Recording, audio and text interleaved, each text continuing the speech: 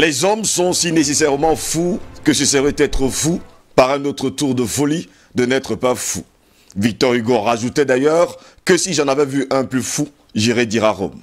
Mesdames, messieurs, bonjour, très heureux de vous retrouver ce mercredi 8 juillet de l'an de grâce 2020 pour une nouvelle édition de DBS Matin. Très heureux d'ailleurs de vous savoir très nombreux devant vos petits écrans pour nous suivre. Très heureux également ceux qui ont commencé une très belle semaine depuis lundi dernier. Eh bien, nous vous souhaitons tout le bonheur du monde. Puisque nous sommes là encore ce matin pour partager le meilleur de l'information. Marguerite Venasius, good morning, welcome. Good morning, Steve, and good morning to our viewers. How is it? We are fine. Ok, très ravi de vous avoir en tout cas ce matin sur notre plateau. Alain Diop, bonjour, bienvenue à vous. Bonjour Steve, bonjour également à tous nos téléspectateurs de ce matin. Vous voyez que Ndiok joue les sapeurs.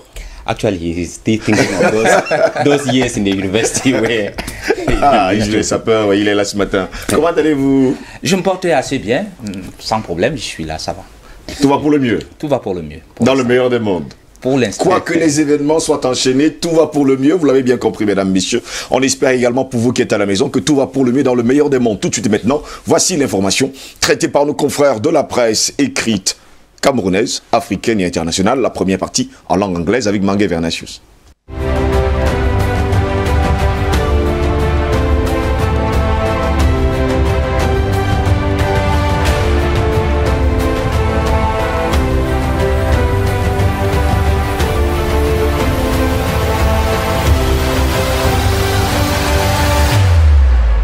We begin this midweek edition of What Papers Have from the Guardian Post newspaper on the ceasefire deal, saying mediator confirms talks between government, Sisiko Ayuk and co. And equally, as we read on page 3, names those blocking peace talks to end the crisis in the northwest and southwest regions.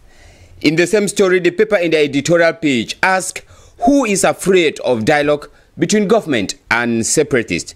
And in this human interest story in Yaoundé, 4 people are said to have died of suspected food poisoning. A Senegal newspaper on page 2 brings to us the lamentations of Grégoire Owona following the statements of Amogu Belinga concerning his Betty brothers. And in Health News on page 6, the paper informs us of cholera epidemic in Kribi that has claimed 12 lives already. We take Le Jour newspaper on biodiversity that raises an alarm that we should save the Ebo forest. On page 2 to page 3, the paper carries out an investigation on the free sharing of this forest, which is the last primary forest in Cameroon. Mutation newspaper looks at government's forecast on 2021 budget, and as MPs raise worries on government's projection of what the budget will look like, especially within the context marked by the effect of COVID-19, the Minister of Finance gives precisions concerning the 2021 budget. We take L'Action newspaper, a CPDM publication that looks at the crisis in the northwest and southwest region, and on page 6 says government has made another call on secessionists following the communique of the Minister of Communication inviting them to lay down their arms and adhere to the offer the state is giving them. Then on page 8, the paper says, beneficiaries of the reconstruction plan of the northwest and southwest regions made recommendations to the national coordinator of the project during his 10-day visit, thereby correcting the plan. We take Info Matin that focuses in the crisis between the Betis in the center region, saying on page 2 that a cream of patriarchs from the center, more than 10 of them, met discreetly yesterday about 9 p.m. in Yaoundé to discuss issues opposing their children for the quick and rapid return of peace in their community. Le Messager newspaper focuses today's edition with the Evangelic Church of Cameroon looking at the winding path of peace as they dig the genesis of the crisis in this church, the stakes, leadership tussle, the question that enables a role of justice and other issues. We have this in today's edition of Le Messager. We begin news out of Cameroon with the Business Day newspaper in Nigeria telling us that to withstand economic shocks and possible recession that could hit countries' economies following COVID-19 pandemic, insurance firms in Nigeria have resorted to cutting costs as well as adopting risk management measures to remain viable. In South Africa, the Sowetan Live newspaper says the National Institute for Communicable Disease yesterday said the precautions people are practicing, such as regular washing of hands, wearing of face masks, and sanitizing hands to prevent the spread of coronavirus, have possibly delayed the spread of influenza this year. The institute indicated that the peak season for flu is around June, which has come and gone without much activity. In East Africa, the Herald newspaper in Zimbabwe talks of a Harare City Council that suspended Human Resources Director and former Housing Director and 13 others yesterday to allow investigations into corruption allegations that could have prejudiced council of some $1.1 million in shady land deals at Kuwadzana. We take the New Times newspaper in Rwanda that informs us today that the Workforce Development Authority has announced that the 2.4 billion Rwandan francs project to construct Kigali Hospitality Management Institute in Kigali, which had hit an impasse, has been revived and construction works could be completed by August this year. The project, as we read in the New Times newspaper, began as far back as 2015 and was expected to be completed by 2016. In Kenya, the Daily Nation newspaper says the Directorate of Criminal Investigations is probing an alleged theft of 138 million shillings from a donor-funded project in Kirinyaga County that has now entangled Deputy Governor Peter Ndambiri. Sources close to the investigation say part of the money may have been directed to offshore bank account owned and operated by two of Mr. Ndambiri's children. Steve, we end with the Daily Monitor newspaper in Uganda that says the Electoral Commission has petitioned court seeking more time to enable them cater for the participation of prisoners and Ugandans in the diaspora and prisoners in national elections. Steve, these are some of the information we could have from Cameroon and some African countries.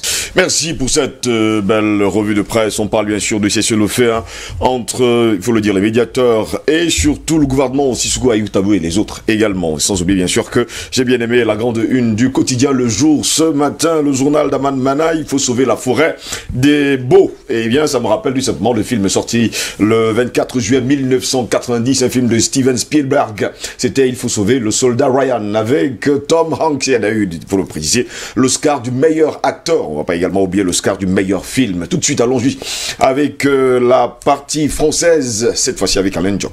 Commençons par la crise au Nozo avec le journal L'Action qui parlait justement du nouvel appel du gouvernement aux sécessionnistes. En effet, selon le journal de Jean Kouété, le ministre de la Communication a invité les groupes armés opérant dans les régions anglophones à cesser leurs exactions et à adhérer à l'offre de paix des pouvoirs publics, nous dit le journal. À lire dans les colonnes du journal du RDPC, la diaspora du parti qui fait sa rentrée là-bas longtemps restée en berne du fait de la pandémie à coronavirus, les réunions et autres activités publiques du RDPC reprennent progressivement à l'étranger, nous dit le journal L'Action de ce jour. Le journal La Météo parle donc d'Amadou Sali qui tient parole en effet, selon le journal, en marge justement de la distribution des kits Covid-19 aux populations. Le 22 juin, le président de section du RDPC de Diamaré Nord a réceptionné une vingtaine de forages destinés aux arrondissements de Bogo et de Pété. L'on se souvient justement que pendant la campagne électorale qu'a conduit au plébiscite de Paul Biya dans sa circonscription politique, les députés RDPC avaient promis de l'eau potable aux siens. Aujourd'hui, c'est chose faite, nous dit le journal La Météo de ce matin. Pas de feu entre élites Betty, c'est le titre qui barre la une du quotidien Info Matin. Selon le journal de Dieudonné 20, un groupe très restreint des patriarches du centre, une dizaine au total, soit un patriarche par département, s'est discrètement réuni donc hier vers 21 h du côté de Yaoundé. Objectif, analysé justement de façon impartiale et sans complaisance la déplorable situation opposant à ce moment certain de leur fils pour un retour rapide à la paix au sein de la communauté. En page 4 du même journal, nos confrères évoquent justement les chantiers qui attendent Oyono Adams, le nouveau secrétaire général du ministère de l'Éducation de base installé lundi par le professeur Laurent Serge Etundingoa, devant entre autres veiller à la fluidité et à la ponctualité de ses collaborateurs, nous dit le journal. Un autre journal, c'est le journal Essingan qui évoque justement l'autoflagellation des bêtis avec ce que le journal appelle les lamentations de Grégoire Owona. En page 5 du hebdomadaire régional du centre, sud et ouest, le nouveau produit Terra Plus qui est en mode séduction pour la construction des routes. Selon le journal, l'efficacité de ce produit innovant d'origine italienne sera testée ce jour à Niom, dans une banlieue de Yaoundé, par le ministre des Travaux publics. Concernant l'épidémie du choléra à Kribi, le journal nous fait savoir que là-bas, ça a déjà fait 12 morts. Il faut sauver la forêt d'Ebo, c'est la grande une du quotidien Le Jour, à lire dans le journal L'Enquête sur la braderie de la dernière forêt primaire du Cameroun. Concernant l'annulation de la CAN féminine 2020, les femmes sont en colère, nous dit le journal. Dans le journal, là-bas, lire des réactions de Tchout Adjara, Yvonne Leco, Victorine Foumoum, Frida Nola, Job Rita Messi et Valentine Ngele. Dans le journal, en tout cas, en page 4 du côté de Bafou, là-bas, le journal présente les circonstances d'un bébé qui a été dévoré par un porc, nous dit le journal. Le quotidien Le Messager s'intéresse justement à l'église évangélique du Cameroun et titre « Le chemin escarpé de la paix ». Dans le journal de Jean-François Chanon, « Genèse de la crise, enjeu, bataille de leadership, je trouble la justice et justement la méditation ». Orientation budgétaire, tempête sur la boussole, titre le quotidien Mutation. En tout cas, le journal nous dit que les députés mettent justement les réserves sur les projections du gouvernement dans un contexte plombé par les effets du coronavirus. Dans le journal, lire les précisions du ministre des Finances. Tout de suite, direction au Gabon avec le journal L'Union qui nous informe que la justice est aux trousses. En effet, selon le journal, le ministre de la lutte contre la corruption, Francis Keya Zingue, vient de saisir le procureur de la République en vue d'une enquête qui permettra de réunir les preuves de détournement des deniers publics, de corruption et d'enrichissement illicite contre d'anciens dirigeants de l'université Omar Bongo, dont le recteur Marc Louis Roupivia entre 2004 et février 2020, nous dit le journal L'Union du Gabon de ce matin. Direction Congo avec les dépêches de Brazzaville qui indiquent que les veillées mortuaires sont des foyers de propagation de la pandémie du Covid-19. En tout cas, les indicateurs épidémiologiques traduisent donc une augmentation des cas positifs à la Covid-19 du côté de Congo, dû justement au rassemblement constaté dans les veillées mortuaires et pendant les funérailles. En R de Congo, le projet Inga 3 et le risque de se muer en éléphant blanc est évoqué donc dans le courrier de Kinshasa. Selon le journal, une quarantaine d'organisations de la société civile congolaise dans une dynamique engagée dans le suivi de la réforme du secteur de l'électricité en RDC a interpellé donc le chef de l'État et le gouvernement sur les risques que le projet Inga 3 conduise à une répétition de l'histoire liée aux éléphants blancs. Direction la France avec le journal Le Monde qui parlait justement de la ligne droite du gouvernement. Le nouveau gouvernement de Jean Castex dans la composition a été annulé lundi 6 juillet au soir.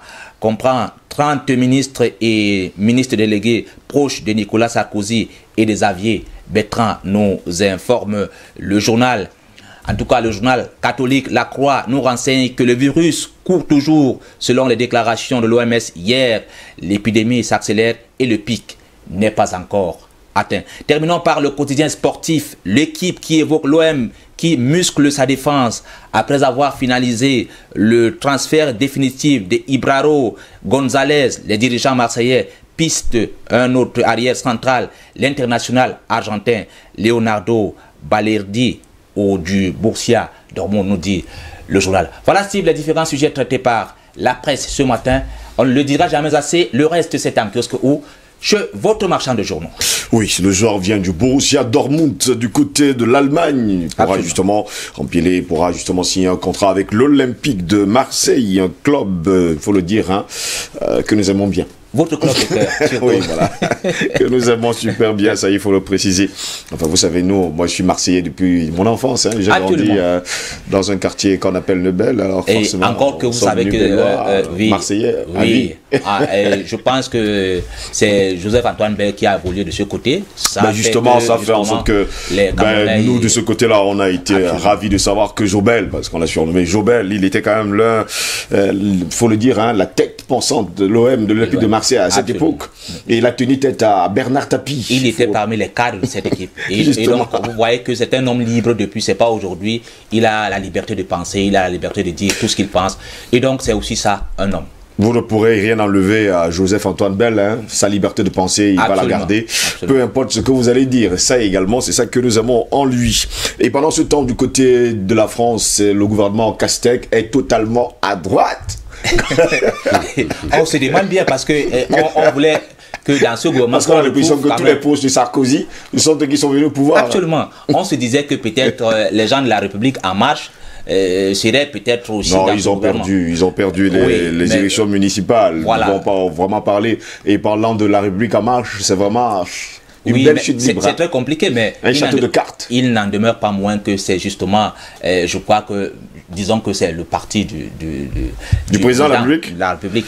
Et donc, il fallait quand même qu'on retrouve peut-être les maillons essentiels on leur a donné l'opportunité lors du dernier gouvernement. On n'a pas vu grand-chose. Bon, ça ne nous regarde pas, je ne suis pas français. Oui, mais actuellement, vous savez que jusqu'à 30 ministres, c'est-à-dire les ministres délégués et les autres ministres, il n'y a pas eu justement ceux qui sont de la République en marche. Donc c'est très compliqué quand même, c'est dire que justement ce parti a échoué du côté de la France. Mangue Venachous, explique-moi cette histoire où du côté de Bafou, un enfant a été dévoré par un porc. Actually, Steve, it was an ugly... bizarre, hein?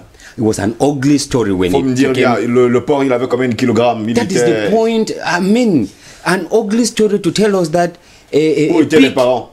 This is a question when we start asking, we look at, Steve, let me go away from your question a bit. When this coronavirus pandemic started, somebody made a comment that parents will now show their responsibility as parents during this time when children are at home. I think most of us parents, we used to neglect our duties, because when they tell you that a pig, ate, that's the term they are using, the pig ate a child. Steve, it is so ugly that you want to imagine the scene. You see, you cannot even conceive it, how it looks like. And the question is, where were the parents, as we are asking? Imagine such a child close to, C'était un enfant de combien de mois déjà? 4 months. C'était un bébé. Un bébé. 4 months. Un bébé, donc on estime que c'était un bébé. 4 months. Voilà. 4 mois. 4 months. And how was the child kept? Now, pigs are allowed to enter right into the house. Comment est-ce qu'il a fait pour se retrouver, je sais pas moi? Steve, in a society, in a community where they rear pigs, they move about just like goats, like dogs. They just move around in the compound, and it would appear that they moved into the house where the child was, and then start eating up the child crying. Nobody was around to get the... It's an ugly story. Je pense que les parents méritent la prison. Oui, les parents, pour négligence d'abord. That is it, for négligence. Mais il y a autre chose, Steve. Parce qu'on ne le dit jamais assez. Est-ce que vous savez qu'il y a certaines personnes qui vivent avec les animaux à la maison? Moi, j'en connais, même ici à Douala. Les gens vivent avec les porcs à la maison comme des animaux domestiques. C'est-à-dire qu'on touche le porc est là, il touche les assiettes et tout ça. Il y a des gens qui vivent comme ça. Et ils oublient que ce sont des animaux. Ce sont des animaux. À un moment donné, l'animal peut se retourner contre vous. Et donc, en ce moment, si vous êtes donc à la maison, mais vous prenez garde, vous avez un bébé. Je ne vois pas pourquoi est-ce que... Moi, je comprends pas un bébé de 4 mois. On peut abandonner le bébé pour aller vaquer à d'autres occupations. Et sachant que, justement, les animaux déambulent. C'est quand même incroyable. Donc, je crois aussi que, comme nous sommes aussi en Afrique, je crois qu'il y a aussi... l'histoire de l'Afrique. Comme nous sommes en Afrique, vous savez qu'il n'y a pas de mort. Vous allez dire que c'est la sorcellerie. Oui, on que peut aussi le porc dire était que forcément un démon et qu'il est venu manger l'enfant dans la maison. Il faut arrêter les histoires d'hommes. ce ne sont pas des Vous histoires êtes dormir négligents, debout. vous êtes Ce ne sont pas des négligents. histoires dormir debout. Un porc ne peut pas entrer dans la maison et manger un bébé. Je vous dis que parfois ce ne sont pas des histoires à dormir debout. Je suis d'accord avec vous. On va pas dire non. Parce que c'est-à-dire, le porc peut être conduit par un esprit. Parce que, vous savez, si c'est arrivé, ça veut dire quand même que ces gens-là vivent avec ces animaux. Rien n'était arrivé jusqu'à présent. Mais ne me dites pas que tout d'un trait, le porc peut facilement changer. Nous sommes en Afrique et il faut faire très attention de penser que vraiment les choses sont tellement naturelles que il arrive, ça peut être naturel. Mais je vous dis aussi que sachez qu'il y a le côté métaphysique qui joue beaucoup plus en Afrique. Donc il faut faire très attention avec ce genre de sujet. Pendant ce temps, du côté de Kribi, l'épidémie de choléra a déjà tué 12 personnes. 12 deaths already have been recorded in Kribi, and when you look at what Sengang newspaper tells us this morning, you know, it has been a situation that everybody shifted attention from other illness, simple illnesses that, not simple, common illnesses that we have known of, malaria, cholera, as such. Everything now was coronavirus, and we forgot about something like cholera that has been coming up. It is for more than 2 weeks we have been talking about cholera in Kribi, and it seems as if little attention was paid to it.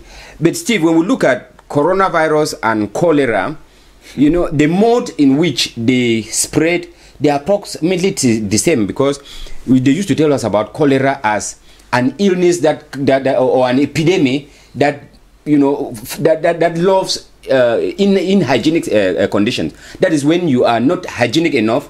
That is when cholera spread. This is almost the same thing with cholera virus. But then I think that it is high time that our health personnel, that they, and the population, en ces temps de grande pluie, il y a encore le choléra.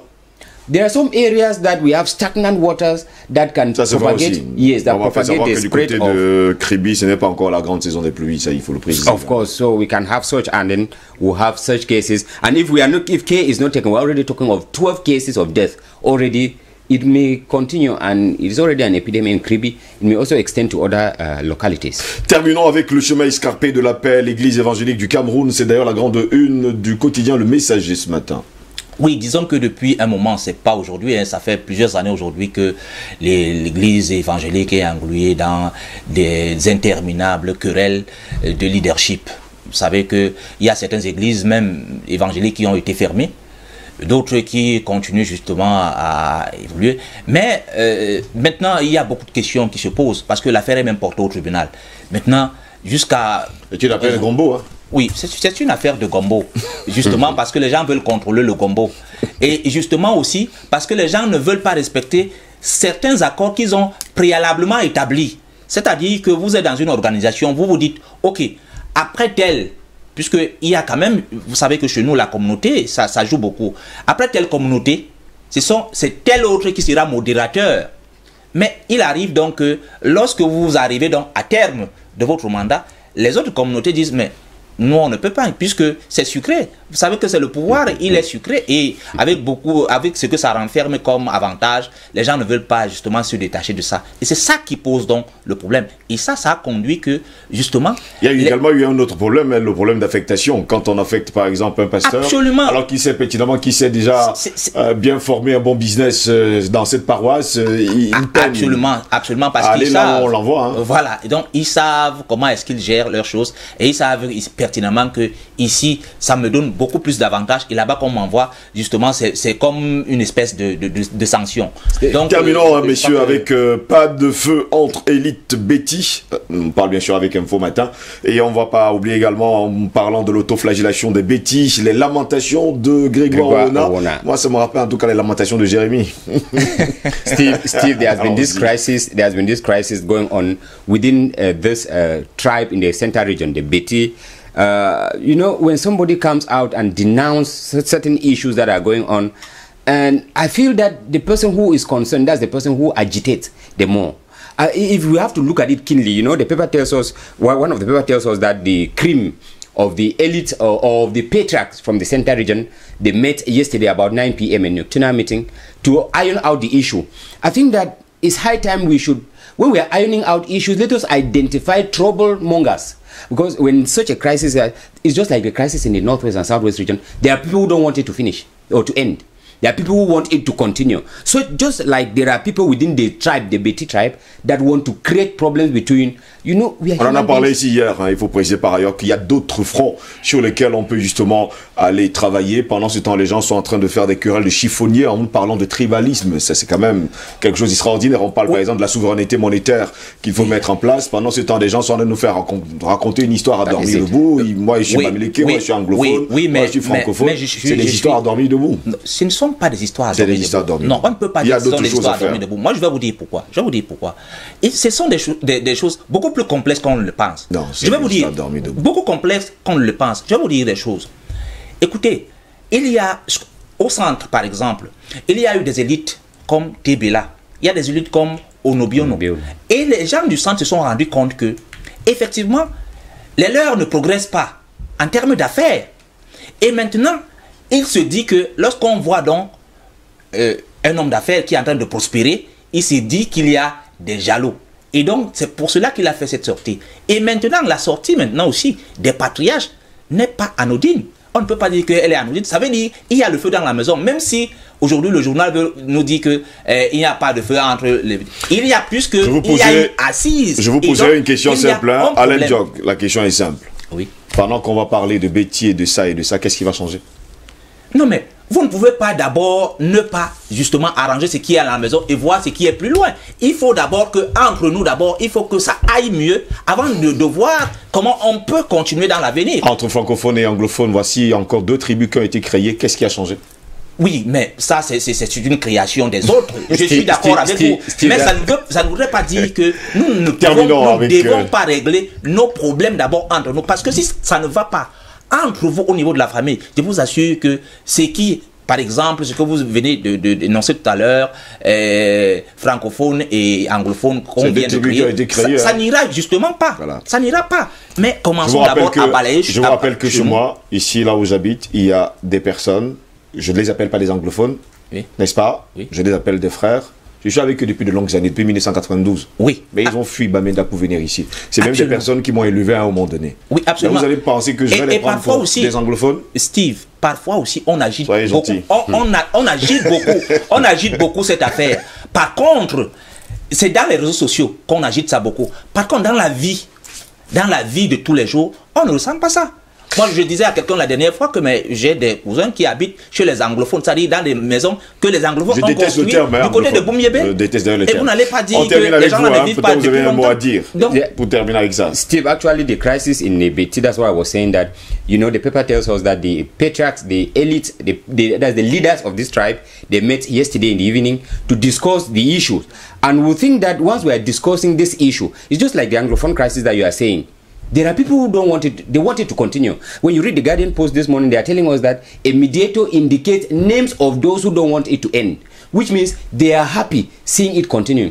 Ils sont très nombreux, ils sont nombreux. When you look at the crisis within the Beti tribe, you see that the issue of jealousy comes in, because they may see one of their brothers, one of theirs, progressing, and like human beings, you tend to have such type of hatred, that kind of jealousy attitude towards him. And that's what is, I think for us to solve this issue, we need to identify the factors of division within the tribe and put them to order. Identifying them does not mean necessarily punishing them, but calling them to order. Stop this, don't do this. If not, we will continue dancing the same dance round and round, because we will still come back to it again.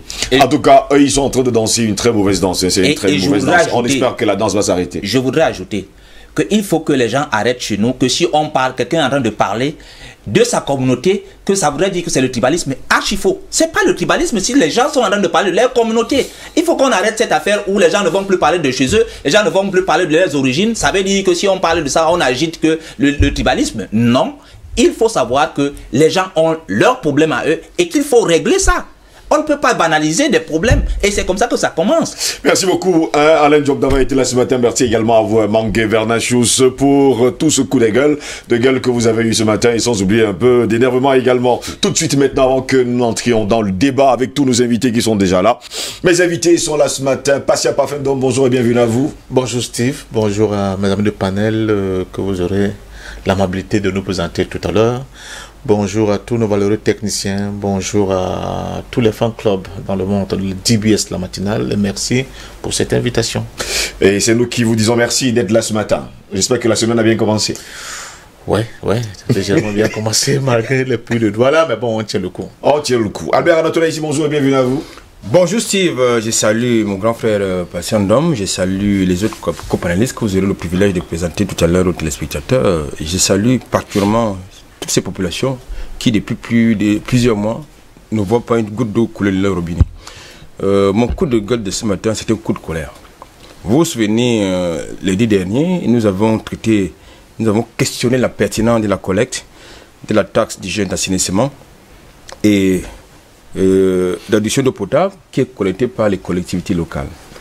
Eh bien, ce coup de gueule nous a valu une fatwa médiatique ponctuée de menaces judiciaires.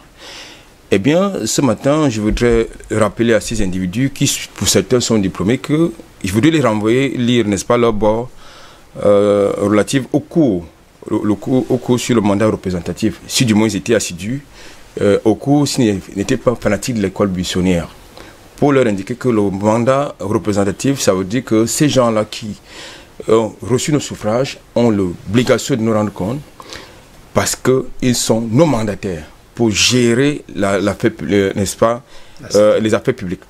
Et c'est important parce que, quel que soit l'endroit, ils ont donné des millions, des milliards pour être là où ils sont. Ça les regarde, le contrat les regarde. Ils ont l'obligation de nous rendre compte. Et s'ils n'ont pas cette humilité de nous rendre compte, nous allons faire de l'inquisition dans la gestion de nos affaires qu'on leur a confiées. Justement, c'est notre droit le plus absolu. Ça, il faut que tout le monde le sache. Vous avez été élu, c'est le peuple qui a le pouvoir, ce n'est pas vous. Docteur Yam, bonjour et bienvenue à vous. Bonjour, Steve Goss, de m'avoir invité. Très heureux de vous avoir dans notre plateau ce matin, sur notre plateau ce matin. C'est moi qui suis content d'être là. Eric Pepa Mikaï, bonjour et bienvenue à vous également. Bonjour à mes copanélistes et à vos milliers de téléspectateurs. Un bonjour particulier à M. Ngele Boris, il est le collaborateur du préfet de la Sanaga Maritime, l'adjoint numéro 2. C'est un jeune qui a la tête dans le service public. Et mes félicitations pour ce matin.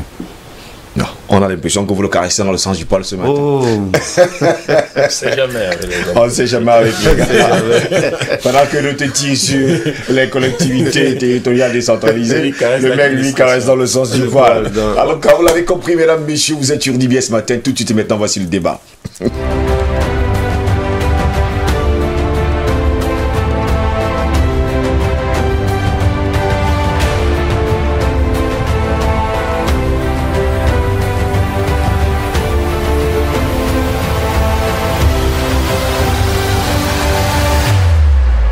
Le sujet qui nous intéresse ce mercredi, antiracisme, les 10 actes pris d'anciennes puissances coloniales.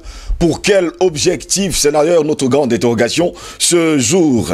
Depuis la mort de George Floyd le 25 mai dernier, les manifestations Black Lives Matter de début juin, le vent nouveau d'un antiracisme global souffle sur les ex-puissances coloniales. 10 actes ont été posés en Europe ces dernières semaines. Je tiens à exprimer mes plus profonds regrets pour ces blessures du passé, dont la douleur est aujourd'hui ravivée par les discriminations encore présentes dans nos sociétés. Pour avoir écrit ces lignes au président congolais Félix Tshisekedi le 30 juin dernier, à la date anniversaire de l'indépendance de l'ancien Congo belge, le roi Philippe restera dans les annales pour avoir été le premier à reconnaître les actes de cruauté commis sous le régime de son aïeul Léopold II au Congo. Un vaste territoire dont il avait fait sa propriété privée et où d'innombrables exactions ont été perpétrées, ce qui vaut au statut de son effigie d'être maculé de peinture rouge depuis les manifestations globales Black Lives Matter.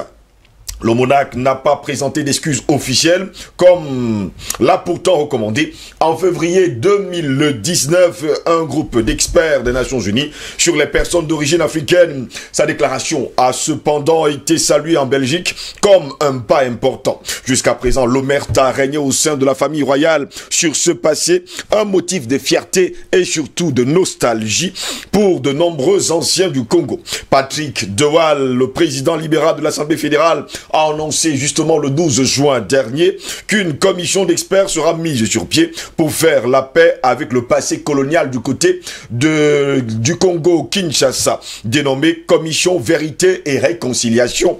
À la manière de l'ancienne TRC sud-africaine, elle n'aura pas le même mandat et ne fera pas défiler les victimes pour qu'elles racontent leur histoire. Il est cependant question de se pencher sur d'éventuelles indemnités financières. Ça, c'est ce qu'on dit pour l'instant. Eh bien, le mot choisi pour ne pas dire réparation, c'est le terme utilisé. Sa composition n'a pas encore été annoncée, qu'elle fait déjà polémique du côté de la Belgique. David Van Rietveld, auteur du best-seller Congo, une histoire, bien sûr, édité à Actes Sud en 2008, estime qu'il faut inclure les membres de la société civile directement concernés. Or, les députés ont demandé à l'ancien musée royal d'Afrique centrale, le MRAC, rebaptisé Africa Museum, mais au service des archives de l'État, un avis détaillé sur la faisabilité d'une telle mission, sur les différents aspects historiques, sociologiques, etc. qu'une telle mission devrait d'ailleurs comporter, ainsi que sur l'expertise multidisciplinaire belge, mais surtout africaine pour... il faut le préciser, demander publiquement les excuses du côté du Congo. 8 femmes, 8 néerlandophones et 12 francophones issus de la Belgique, du Congo, du Rwanda et du Burundi ont été justement choisis pour cette réconciliation, vérité et réconciliation qui aura lieu justement du côté de la République démocratique du Congo. Les persécutions du régime nazi relancées en mars par les Verts après les fusillades contre 2 bars à Chicha dans la ville de Hanau. Le débat fait tache d'huile depuis la mort de George Floyd, désormais porté par plusieurs partis politiques. En dehors justement du roi Philippe du côté de la Belgique, ils sont nombreux, il faut le dire pour ne pas dire elles sont nombreuses, les ex-colonies à avoir présenté d'ailleurs des excuses, il faut le dire comme ça, à ces colonies, à ces anciennes colonies. Et notre question justement ce matin, pour quel objectif le font-ils aujourd'hui? Parce que nous demandons réparation, Dr Yamb. Vous savez, il y a du sujet devant lesquels vous êtes interloqués.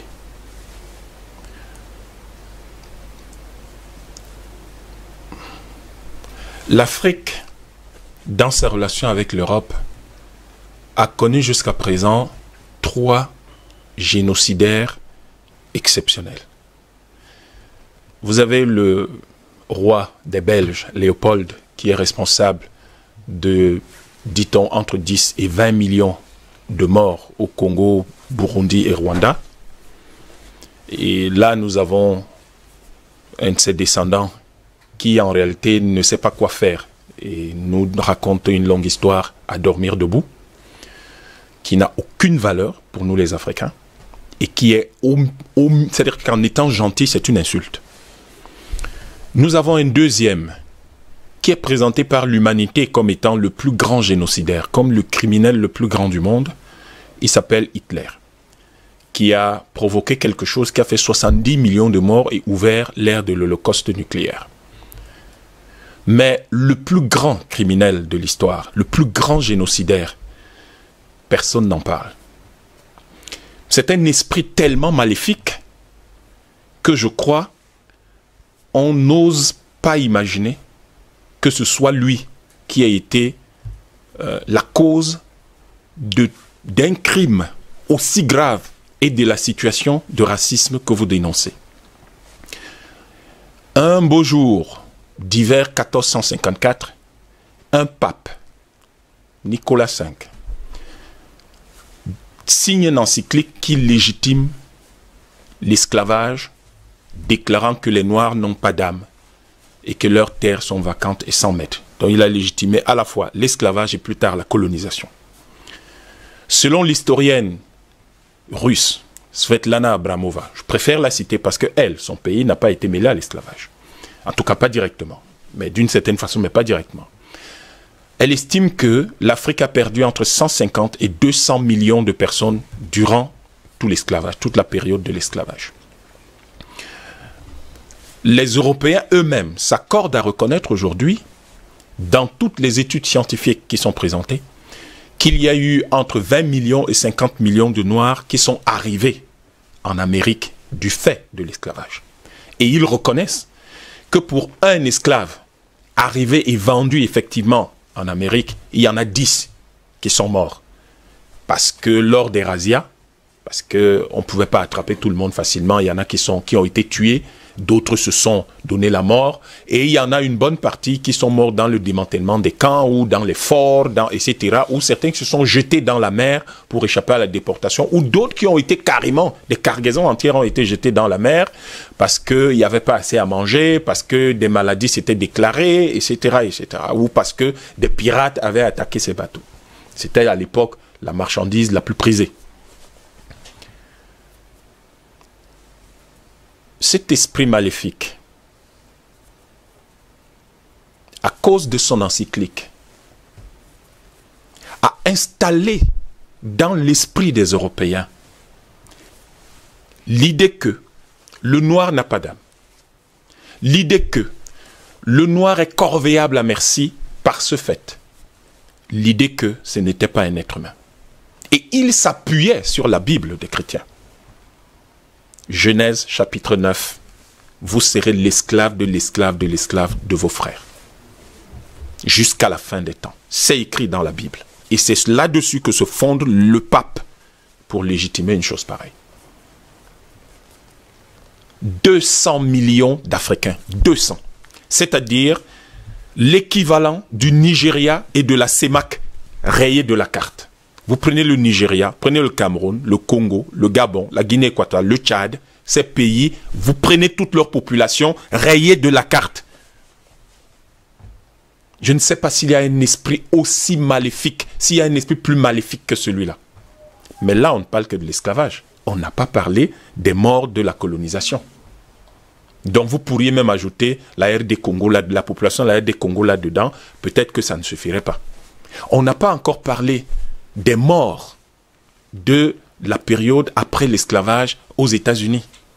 Donc vous pourriez probablement ajouter l'Angola là-dessus. On n'a pas encore parlé des morts liés directement au racisme en Europe, partout dans le monde. Donc vous pourriez probablement ajouter là-dedans la population de la Tanzanie, de la Zambie, de la Zimbabwe, du Zimbabwe et peut-être l'Afrique du Sud. Vous avez là la seule personne dans l'histoire de l'humanité à avoir provoqué directement par ses actes et pour avoir instillé le racisme dans la tête, l'esprit, le comportement, l'attitude, la psychologie des Européens, responsable de plus d'1 milliard, de la mort de plus d'1 milliard de personnes. C'est cet homme-là qui est responsable de la mort de George Floyd. Directement. C'est cet homme-là qui est responsable de tous les crimes de racisme actuellement dans le monde occidental, du fait à partir de son encyclique. C'est cet homme-là qui s'est appuyé sur la Bible qui est responsable de cette mort, et c'est par la Bible que tout ça est justifié. Nous avons beaucoup de peine ce matin. La peine que nous avons lorsque nous évoquons la mort de 500 millions des nôtres au cours des 6 derniers siècles. Je ne sais pas s'il y a un seul peuple au monde capable capable d'avoir subi, un seul peuple qui a pu subir au cours de l'histoire de l'humanité un tel écrasage en règle, justifié par des documents qui existent historiquement. Et aujourd'hui, on vous dit qu'il y a 10 actes qui ont été pris et qui auraient lutté contre le racisme. Mais de quoi on parle? De quels actes on parle? De quels actes on parle lorsque RFI, lorsque l'Occident tout entier passe son temps à nous dire, je vais vous lire rapidement juste les titres, les regrets du roi des Belges, la commission vérité et réconciliation au Parlement belge, le débat sur la suppression du mot race dans la constitution allemande, le Parlement européen qui déclare la traite comme crime contre l'humanité, le Premier ministre des Pays-Bas qui change d'avis sur Pierrot le Noir, le possible boycott de Facebook par les annonceurs, le groupe français L'Oréal qui retire les termes blancs et blanchiment de ses produits cosmétiques, la Banque d'Angleterre qui présente des excuses pour son lien avec l'esclavagisme, le profond regret de la Lloyds of London et Greenkin, c'est des entreprises anglaises, les statues vandalisées à Milan et à Lisbonne, et donc voilà les 10 actes.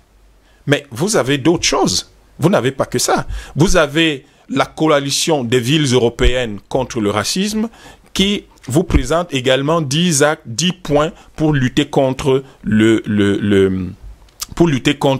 racisme. Vous avez 10 points qu'ils ont définis.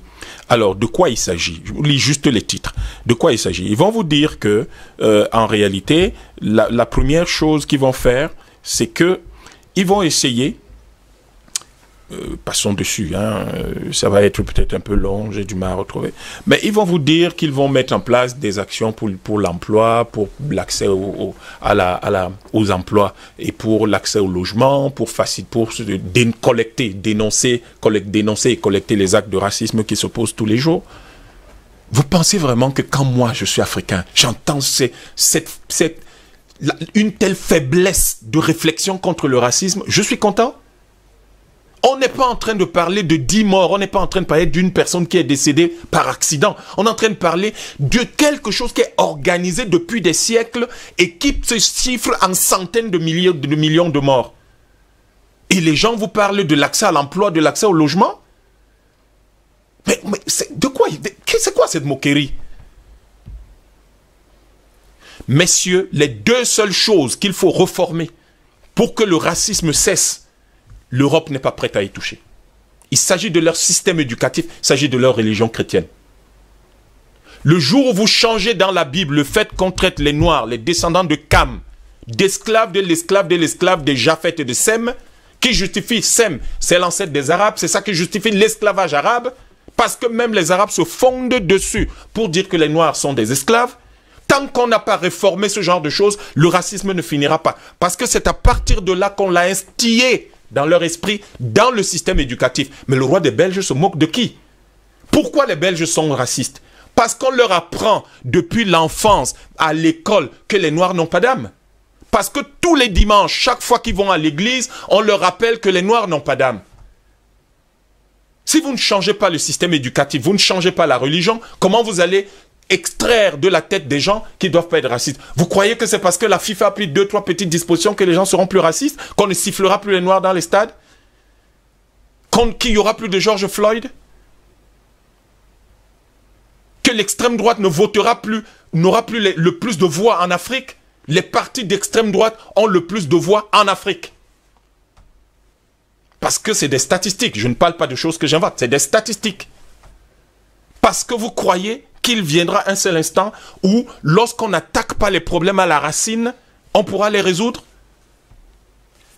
Si l'Europe veut que nous l'écoutions sur ces sujets, il faut que l'Europe s'engage à une révolution tellement profonde que nous, les Africains, nous verrons enfin en eux des êtres humains. Parce que la seule chose que nous voyons, c'est des criminels. La seule chose que nous voyons, c'est des génocidaires. La seule chose que nous voyons, c'est que rien ne sera jamais fait tant que ce qui justifie ce sur quoi par quoi ils ont légitimé l'esclavage ne sera pas modifié. Parce que vous ne pouvez pas être en train de tourner autour du pot alors que tout le monde connaît le problème. Et c'est ça qui a construit cette mentalité-là d'être supérieur, etc. Or, qu'est-ce qui fait que les gens sont racistes? Le racisme, c'est essentiellement le mépris de l'autre. Et vous ne pouvez mépriser quelqu'un qu'à partir du moment où vous êtes convaincu d'être supérieur à lui.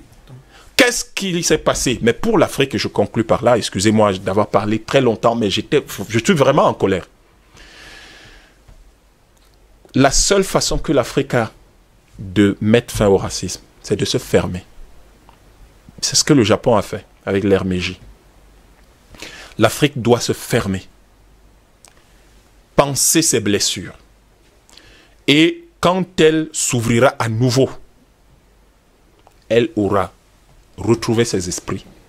Et à ce moment, elle sera assez forte pour résister à tout cela. Et elle se sera réorganisée autour de repères qui sont les siens. Eric Pepavika, vous avez suivi justement le docteur Yam. Je vais vous poser cette question. Jusqu'à preuve de contraire, tout le monde le sait. La race noire est la race qui a le plus souffert sur la Terre, sur la planète tout entière. Malheureusement, quand on parle par exemple du génocide juif, tout le monde s'en réjouit et tout de suite on va chercher, il faut le dire, les assassins, les génocidaires un peu partout dans le monde. Ce qui n'est pas le cas pour les Noirs. Et personne ne demande des excuses publiques. Et justement, il n'y a pas également de réparation. Oui, peut-être je veux commencer par les propos du Dr Yam par rapport à la fermeture de l'Afrique. Si on fait le comparatif avec ce qui se passe chez les Juifs, on questionne là de manière simple la capacité d'organisation des communautés. La communauté juive aujourd'hui, voyez-vous, représente à peu près 0,2% de la population mondiale. À eux seuls, ils ont 22 prix Nobel de la paix. En fait, ils ont 22 prix Nobel. Toutes branches confondues. Et il représente un poids économique conséquent et un poids géostratégique indéniable. Ça fait que jusqu'aujourd'hui, le Mossad continue, à travers les archives, les écrits, comment je peux appeler ça, les interviews, à traquer tous ceux qui, de près ou de loin, ont participé au génocide juif en 1945. Quel qu'en soit l'endroit où tu es et que ton nom est répertorié, le Mossad a la responsabilité, les moyens, les outils nécessaires de te traquer et de te faire juger en Israël. Je pense que le cas le plus patent, c'est un Allemand qui s'était faufilé pendant plus d'une trentaine d'années en Amérique latine, notamment au Brésil, et qui, par un coup du hasard, a été retrouvé et puis extradé à Israël pour être jugé. Cela témoigne du fait que ce peuple-là, aujourd'hui, a pris conscience du fait qu'il ne doit plus être la risée des autres peuples, comme ça a été le cas en 1945. Et c'est leur capacité à s'organiser, à se faire respecter. Parce qu'il ne faut pas oublier que les Juifs également avaient subi ce type d'humiliation au début, entre la fin des années 1930 et le début des années 1939, qui a été à l'origine de la Deuxième Guerre mondiale, parce que l'un des motifs d'entrer en guerre était justement d'éradiquer la race juive de la terre, au-delà de sa motivation géopolitique. Il faut également signaler que pour ce qui est du cas du Congo, oui, et de la mémoire qui n'existe pas, le roi des Belges, à la sortie de la conférence de Berlin de 1885, avait hérité du Congo comme étant sa propriété privée. Vous l'avez dit tout à l'heure dans l'ensemble, dans le propos introductif de votre préambule. Et il a exploité ce pays de manière personnelle, individuelle, à peu près plus de 2 300 000 km², de manière individuelle. Et il a fondé sa richesse sur l'exploitation du caoutchouc et de l'ivoire. Si la Belgique est riche, tout le monde le sait, c'est grâce au Congo. Non, il faut qu'on se comprenne bien, parce qu'en réalité, le roi des Belges rétrocède le Congo à la Belgique en 1908. Mais entre 1885 et 1908, le Congo était une propriété privée, un terrain de chasse, oui, du roi des Belges, Léopold II. Parce qu'il faut qu'on fasse la nuance. Ce n'est qu'en 1908 que la Belgique récupère le Congo comme étant sa colonie. Et l'ensemble des autres colonies qui étaient tout autour du Grand Lac. D'ailleurs, que c'est l'une des conventions de la Première Guerre mondiale qui fait en sorte que le royaume Urudi, Rwanda, se retrouve entre les mains de la Belgique. Donc, durant ces 23 ans de souffrance, de martyrs, hormis l'esclavage qui était déjà aboli, on dénombre entre 10 et 20 millions de Congolais qui sont morts.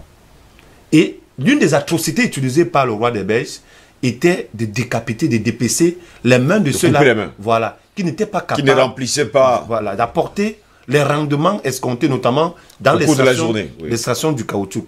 Et ces geôliers, ces contremaîtres, obligeaient ceux-là, parce qu'ils ne mourraient pas, à regarder leurs mains quand ceux-là n'avaient pas été capables de pouvoir apporter le rendement escompté.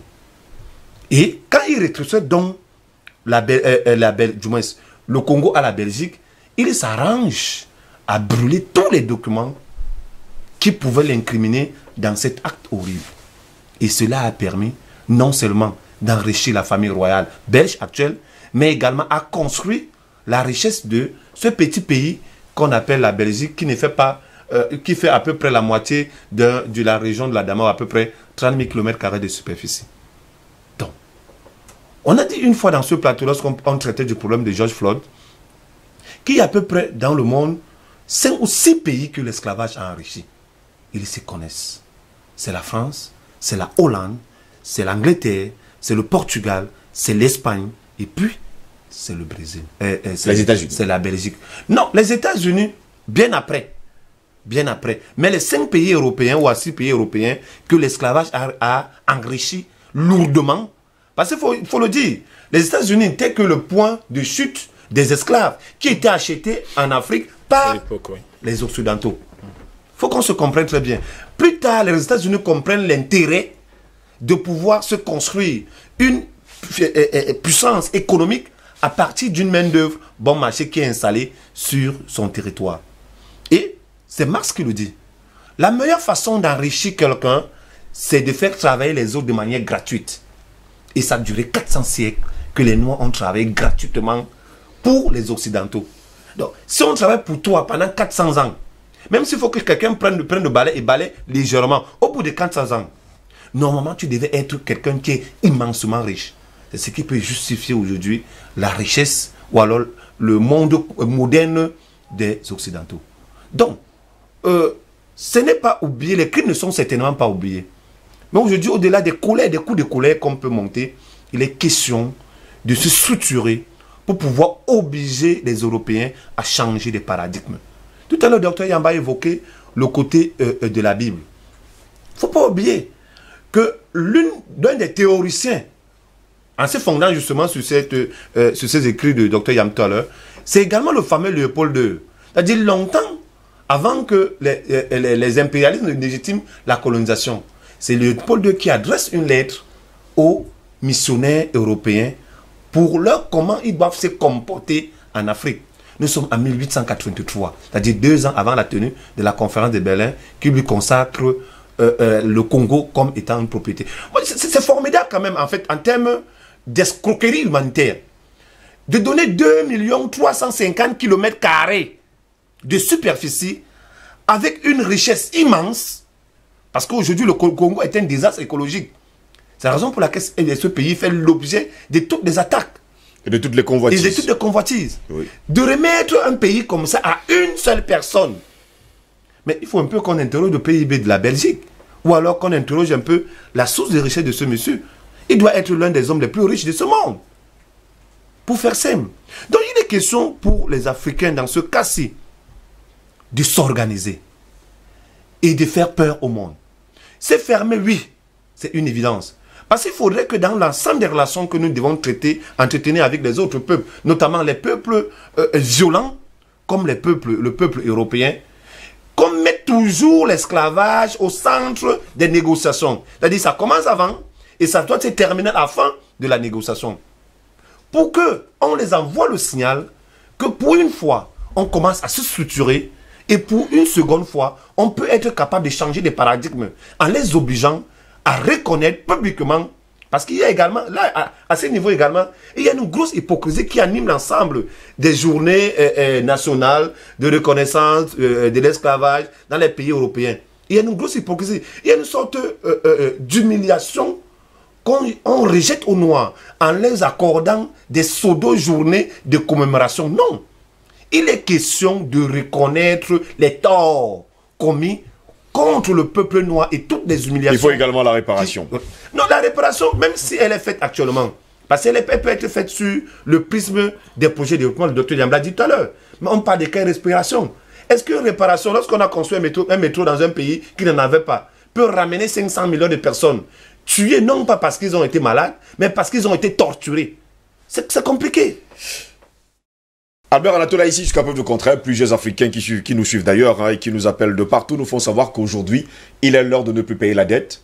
Ça, il faut le préciser. Et qu'il faut que tout ce qui a été volé à l'Afrique lui soit restitué. Oui, disons que il faut déjà préciser que la traite négrière, c'était un projet planifié qui avait des ressorts juridiques, qui avait des ressorts politiques et qui avait des ressorts idéologiques. Donc c'était une philosophie, c'est-à-dire la suprématie blanche sur la race noire. Partant donc de ce postulat, il faut donc que dans le cadre, n'est-ce pas, du patrimoine, je veux dire du règlement du patrimoine de mémoire, que les mêmes colonies d'hier qui sont encore sur le continent africain s'organisent à niveau pour que ce projet de restitution de la mémoire africaine puisse véritablement être organisé comme ils ont organisé leur génocide. Ça, c'est important. Je ne veux pas revenir sur les points qui ont été soulevés par mes premiers copanélistes pour indiquer quoi? Pour indiquer que c'est trop facile. Mais c'est trop facile de prendre une feuille et une plume et coucher quelques écritures là-dessus et penser que le problème va se résoudre. Non, ça ne se résout pas comme ça. Ça ne peut pas se résoudre comme cela parce que, comme tout à l'heure l'indiquait Eric Pépin-Bikaï, non seulement c'est une grosse escroquerie, mais j'ai le sentiment que nous sommes dans un cirque où on va encore se payer la tête, n'est-ce pas, du continent noir, notamment de la race noire. Je voudrais vous rappeler quand même que j'ai le sentiment que depuis l'avènement, n'est-ce pas, de la pandémie du Covid-19, c'est dans l'air du temps. Après la restitution, n'est-ce pas, des reliques, des héros de la guerre, des libérations en France, notamment les héros algériens il y a quelques jours, le ABG pense qu'il faut soulager sa mémoire en faisant quelques déclarations tapageuses. Non, c'est pas comme ça que ça doit fonctionner. Ça doit fonctionner, comme je l'ai indiqué tantôt, de la même manière que ça a été un projet planifié, la traite négrière, avec toutes les conséquences que nous connaissons. Il faut qu'ils se mettent également en rang organisé pour justement régler cette question. D'abord, il y a le droit d'inventaire. Il faut d'abord faire l'inventaire parce que les morts, oui, mais il y a les conséquences. Les conséquences sociales pour moi, les conséquences économiques, les conséquences psychologiques, les conséquences au niveau de la déstructuration de la société africaine et de nos cultures, nos autres cultures, et nos coutumes avec l'avènement de la Bible qu'on nous a imposé, parce qu'en réalité, la plupart des gens qui venaient chez nous, sur le continent africain, s'ils n'étaient pas évangélistes, c'est-à-dire pasteurs, ils étaient des prêtres avec la Bible à la main. En fait, c'était des espions déguisés. Comme aujourd'hui, vous avez des gens qui viennent sous la camisole n'est-ce pas, d'assistance humanitaire, alors qu'en fait, ce sont des espions. Ça dit que le paradigme a quelque peu changé, le logiciel a changé, mais le problème demeure.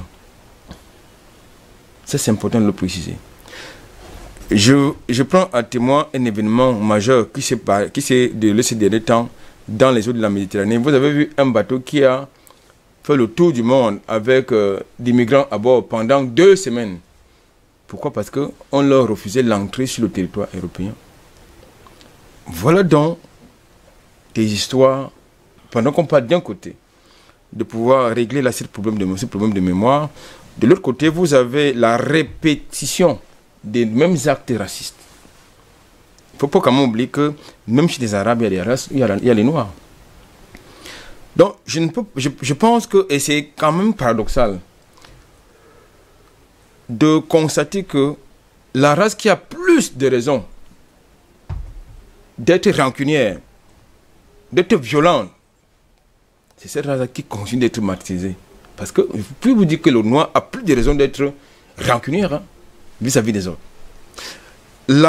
Les noirs ont plus de raisons d'être racistes, hein, mais paradoxalement, c'était le contraire. Et tout à fait paradoxalement aussi, la question de la dette que vous avez évoquée. C'est-à-dire la race qui a plus de raisons de demander réparation parce que l'Europe s'est bâtie sur le sang des Africains.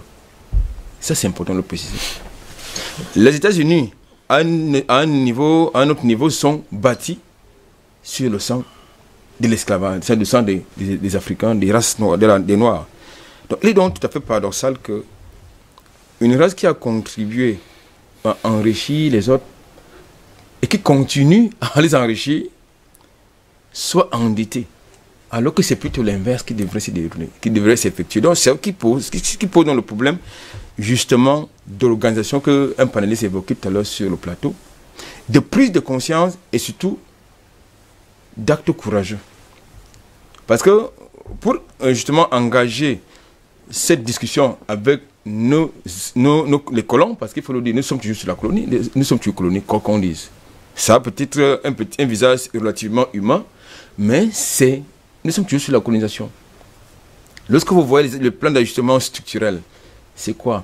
Vous avez, n'est-ce pas, ces accords léonins qui ont été signés par certains de nos États. C'est quoi? C'est toujours c'est pour perpétuer la domination, la colonisation, et la néocolonisation, si vous voulez.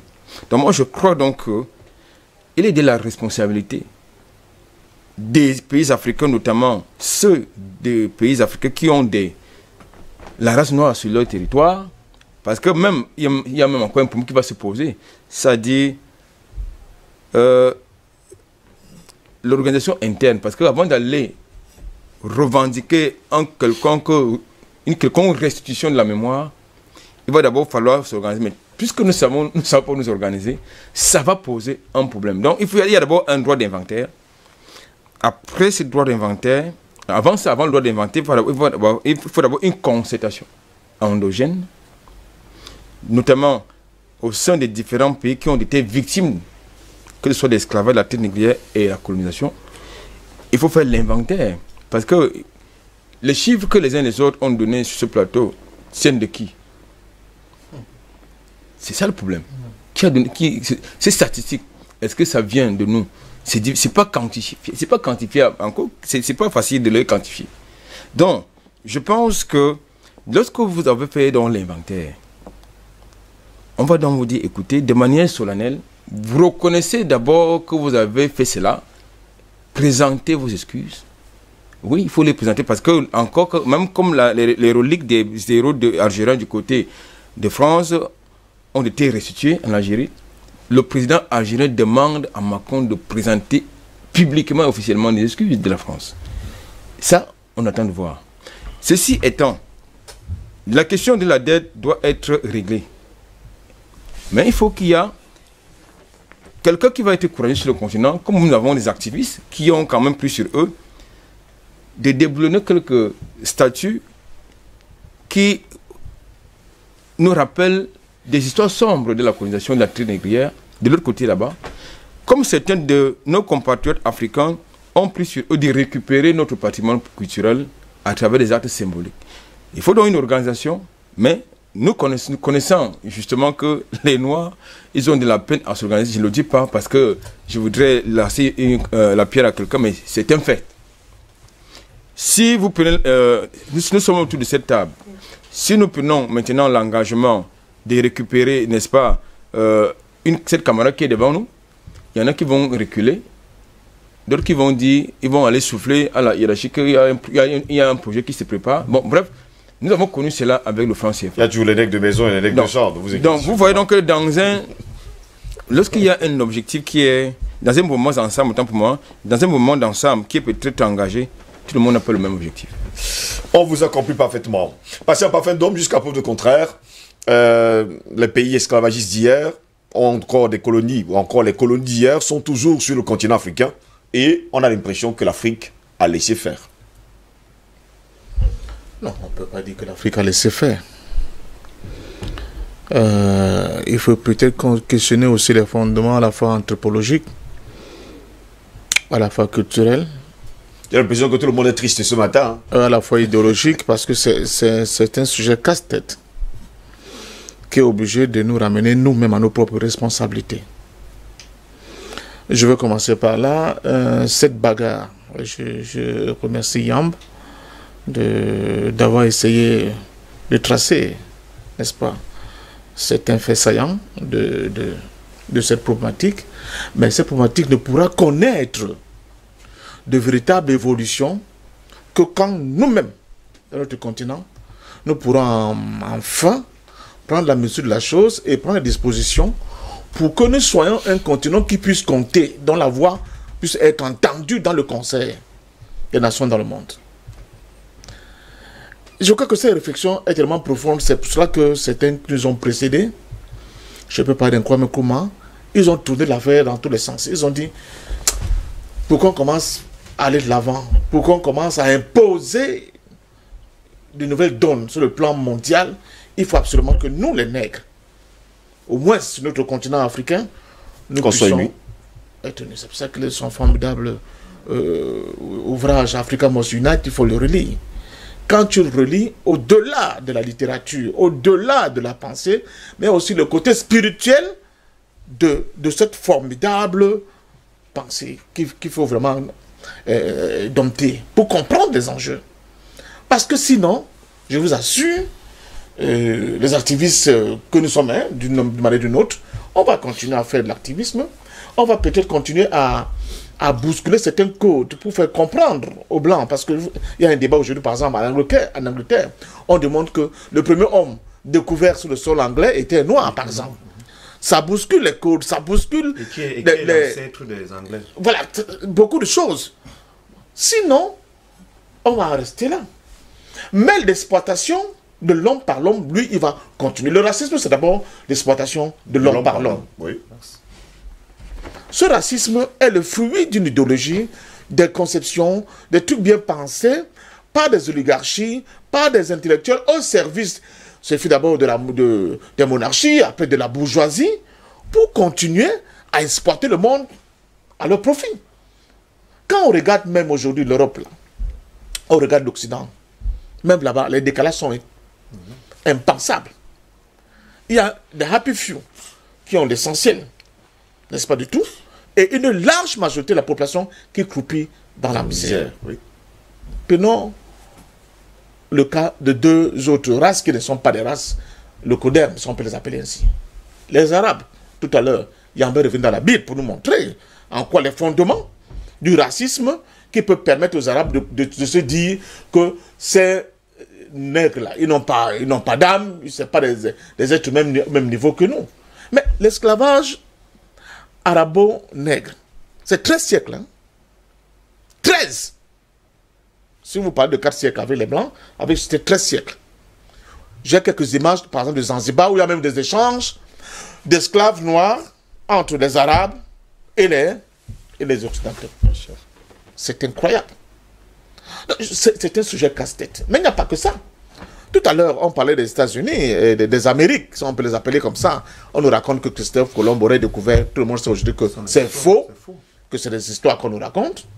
Mais même dans les Amériques, là, la date de 1492, pour les autochtones, excusez-moi le terme, mais pour que tout le monde comprenne, pour les autochtones des Amériques, c'est la Nakba pour les Palestiniens. C'est la catastrophe. Le jour où leur civilisation, leur peuple a été en contact avec le blanc, c'est la catastrophe. Je vous rappelle que le pays qu'on appelle les États-Unis d'Amérique, où les Trump se bombent le torse en disant American First, est un pays qui était habité par d'autres populations. Ils ont essayé massacrer. C'était un génocide. Massacré. Quand on essayait avec les balles et que ça n'allait pas, on créait des armes chimiques et biologiques pour on donnait dans des couvertures, on empoisonnait des coups d'eau, comment dire ça, des points d'eau potable et ils mouraient comme des bêtes de somme. Aujourd'hui, ces autochtones-là, je viens sur ce terme que les gens n'aiment pas beaucoup, ils vivent où? Dans des réserves. Allez voir où vivent les Indiens, comment on les appelle là-bas chez eux. Dans les réserves. On a tout pris. Nous avons la chance d'avoir un continent qui est un bloc. Nous avons la chance d'avoir un peuple qui a su résister à toutes ces périodes de violence et de viol. Si nous ne nous mettons pas ensemble, ceci va être un effet d'annonce. Sur un coup, il y a une explosion de colère comme un volcan. Après, le volcan va se rendormir et puis on va oublier. Le business va continuer. Show must go on. Je vois les footballeurs africains qui participent avec nos musiciens, avec un certain nombre d'artistes, dans ce que j'appelle le soft power noir. Mais vous voyez bien que l'organisation de professionnalisme dans le sport ne peut être que possible. Les professionnels de football. Ne peut être que possible en Occident. Pourquoi? Parce que derrière tout cela, il y a une économie. Il y a une économie solide qui permet d'avoir les sponsors qui vont entretenir les salaires mirobolants de ces sportifs-là. Mais vous pensez que si notre continent continue de rester aussi arriéré sur le plan économique, nous on pourrait s'offrir ça? On ne peut pas. Et donc l'injustice va continuer. Il faut donc interroger les intellectuels. Il faut interroger nos décideurs politiques du moment pour leur dire, si vous voulez que le regard du monde change sur l'homme nègre, il faut que notre continent ne soit plus ce qu'il est aujourd'hui. Notre continent étant ce qu'il est, les gens là ne pourront pas gommer le racisme de leur tête. C'est impossible. C'est impossible. Parce qu'ils ne comprennent pas. Quel est ce continent avec autant d'intelligence sur le plan humain? Avec autant de... Ce n'est pas un désastre, c'est un scandale. Sur le plan à la fois géologique et naturel, etc. etc. Mais qui est aussi backward. C'est incroyable. C'est incroyable. Mais pourquoi? Parce que la tête, ceux qui décident, ceux qui peuvent orienter, même les intellectuels, même certains intellectuels, ils continuent de penser que vraiment, il faut qu'on continue à être sur le Kabangondo de ces gens-là parce qu'ils sont très forts. On a pris le cas d'Israël. Après la Seconde Guerre mondiale, Israël, c'est quoi? C'est qu'un groupe de leur diaspora s'est réuni, ils ont dit plus jamais. Nous sommes forts, nous sommes dans certaines institutions, nous avons l'intelligence, nous n'allons plus jamais accepter que ce qui est arrivé avec Hitler nous arrive. Ils se sont organisés. On voit où ils sont aujourd'hui. Avec, et ils n'avaient pas de territoire. Avec, comment j'ai pu appeler ça, avec des excès. Parce que quand on voit ce que Israël réserve aujourd'hui au peuple palestinien, c'est comme eux-mêmes n'ont pas aussi au vu de ils n'ont pas su tirer les leçons de l'histoire. Ils n'ont pas su tirer les leçons de l'histoire. C'est inadmissible. Vous comprenez? Mais nous, où en sommes-nous? Où sont nos intellectuels? Où sont les gens qui produisent la pensée? Que disent-ils? Que disent nos politiques? Que disent nos hommes d'affaires? Que disent ceux qui comptent? Ce qu'on appelle entre guillemets nos élites. Écoutez-les. Dans une large majorité, ils sont encore dans la posture du fait que nous ne sommes encore des peuples qui doivent être arrimés aux autres pour pouvoir exister. Dernièrement, je vous ai parlé de quelque chose de banal. Ça peut être dans l'ordre du banal.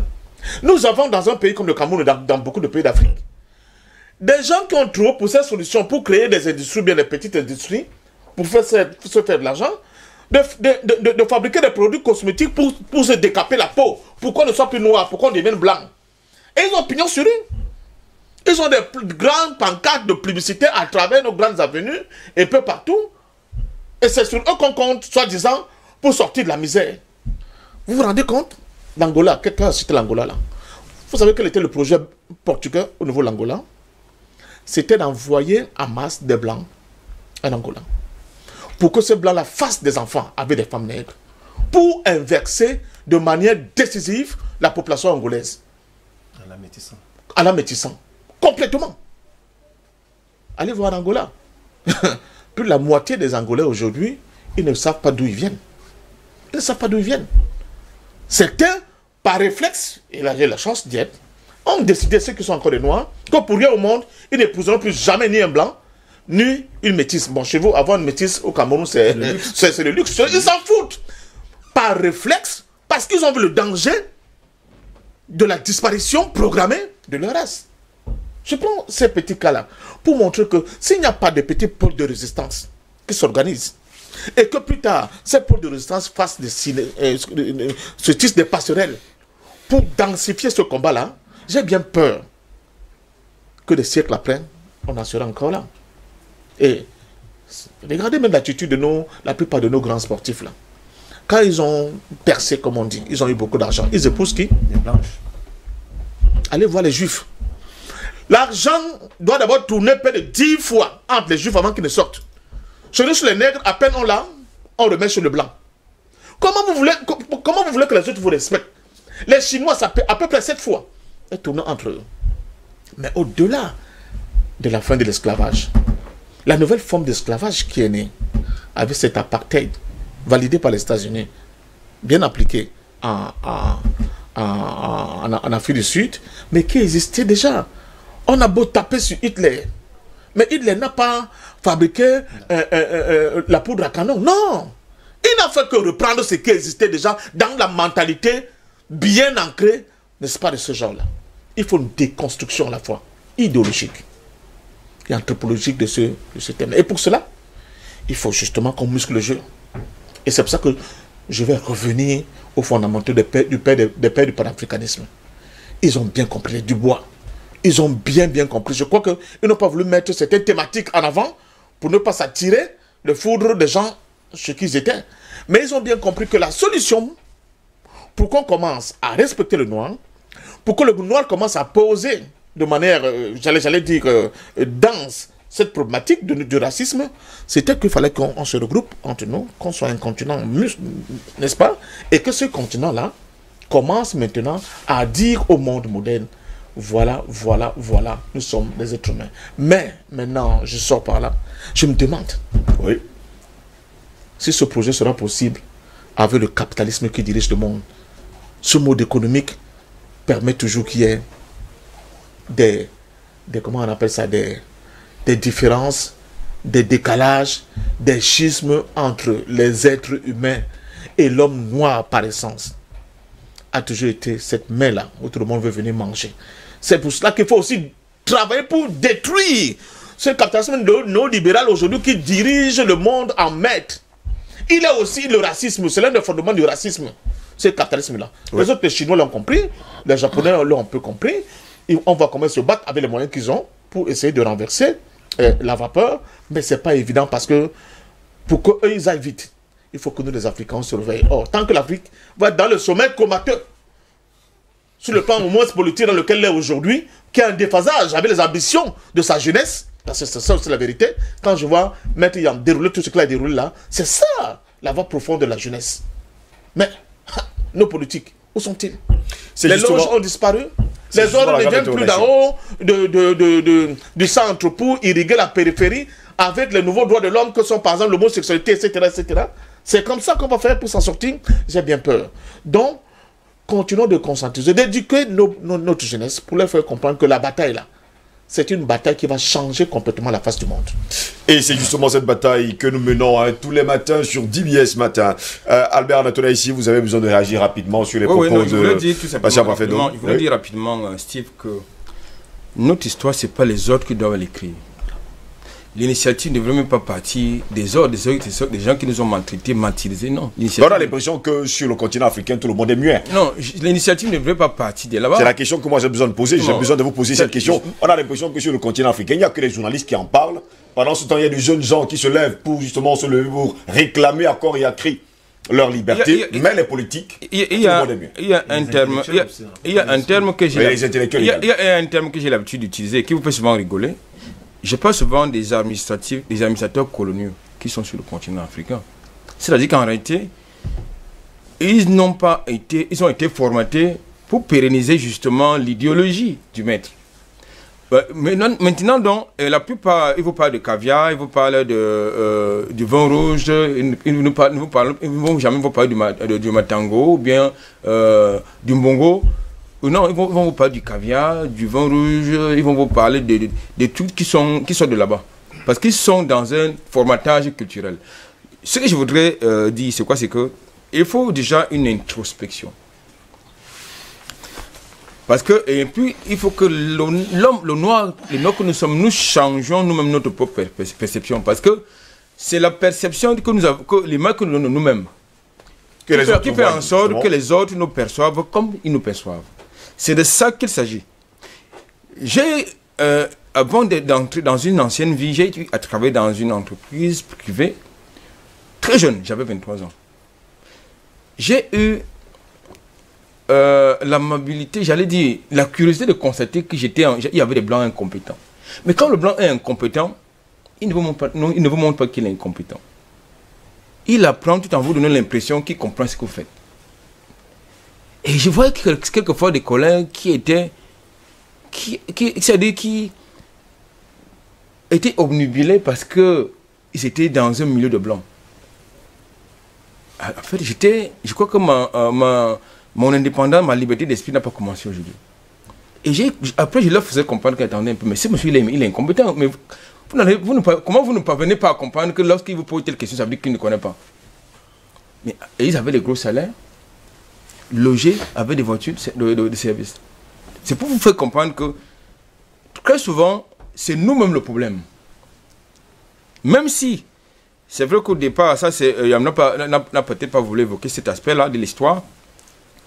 Je pense que le fait, les prisonniers, que nos propres frères faisaient dans les guerres de conquête des territoires ont inspiré justement les autres, notamment les Arabes et les autres, que non, ils pouvaient, ça leur a donné les idées, qu'ils pouvaient justement prendre des hommes robustes parmi les guerriers pour en faire des esclaves.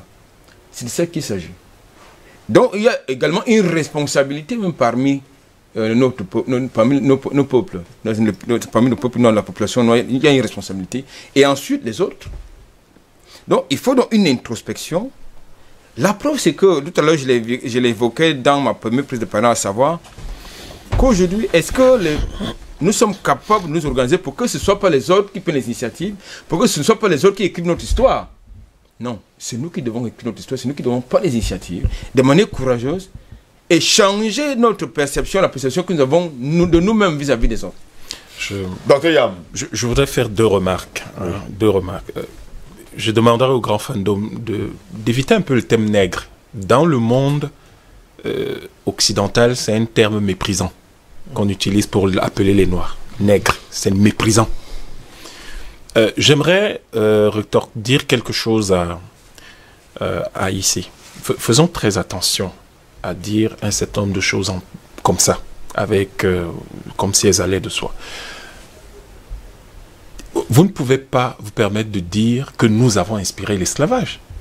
Mais monsieur, quand vous prenez l'histoire de l'humanité, mais il y avait des esclaves dans la Grèce antique, il y avait des esclaves partout. Le terme, dites-moi dans votre langue comment on appelle esclave. Comment on appelle esclavage. Esclavage veut dire quoi dans votre langue? Ce mot n'existe pas. Il faut faire très attention à reprendre ce que l'Occident nous renvoie pour se déculpabiliser. Il faut savoir que lorsque les gens viennent chez vous, bombardent vos villes, bombardent vos villages, viennent avec des armes à feu, alors que vous n'en avez pas. Mais que vous ayez des gens dans vos guerres qui sont là ou pas, ce n'est pas ça le problème. Vous ne pouvez pas prendre quelqu'un qui a subi un traumatisme qui n'a pas de nom sur le plan scientifique et vous venez dire à la télévision que nous sommes responsables de quoi?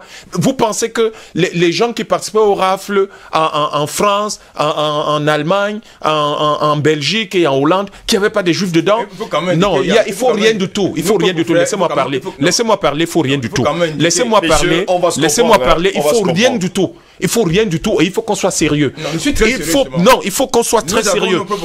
Demain vous allez me dire que le massacre, demain vous allez me dire que les milliers de villages Bassa qui sont vides parce que on a bombardé ces villages au napalm pendant la période de lutte pour l'indépendance, alors que les Bassa étaient complices.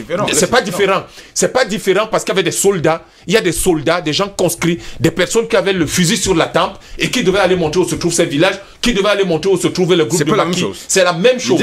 C'est ce qui s'est passé en Afrique. C'est pas la même chose que j'ai dit. De toutes les façons. De toutes les façons. Je vous dis, c'est ça le problème de l'Afrique. Nous avons des chefs parmi les peuples noirs. Vous voyez le problème de l'Afrique, c'est moi qui ai la parole et c'est à moi qu'on demande de me taire. C'est ça le problème. Continuez en tout cas votre propos. C'est ça. En fait, vous ne vous en rendez pas compte. Vous ne vous en rendez pas compte. Nous reproduisons même parfois inconsciemment ce que l'Occident attend de nous. C'est-à-dire que c'est moi qui ai la parole et c'est à moi que vous demandez de me taire. Non, vous avez dit, c'est moi que... La bande est là, on entendrait très bien, c'est moi seul que vous avez appelé. Donc, c'est ça les réflexes que le... Vous avez bien compris. Non, moi je suis sur les faits. C'est ça les réflexes que l'Occident attend de nous. Que nous arrivions même à justifier sa pratique odieuse contre nous, en disant qu'il y a nos frères qui ont fait. Nos frères ont fait quoi?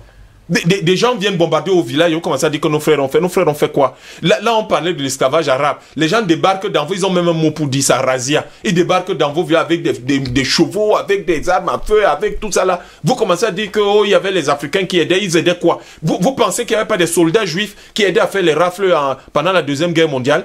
Aujourd'hui, vous pouvez vous lever et dire qu'il y a un seul juif qui a été mêlé à un truc pareil. Mais ils avaient une arme sur la tempe, monsieur. Vous devez pouvoir vous attaquer à l'auteur intellectuel de quelque chose.